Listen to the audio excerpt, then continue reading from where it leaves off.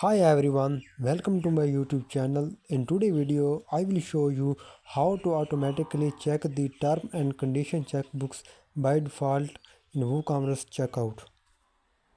By default, WooCommerce leaves the term and condition checkbooks unchecked. For better user experience, you can check by default.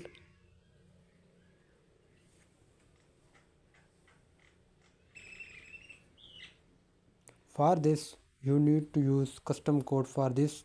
Go to Appearance, Theme File Editor.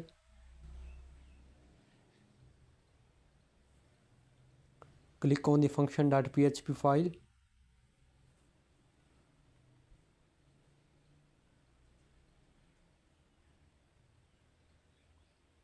This is the code for this. Simply copy the code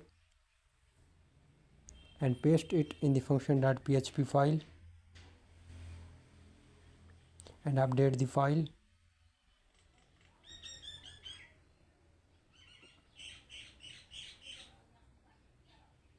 After it, refresh the page. You can see it is checked by default when you open the checkout page.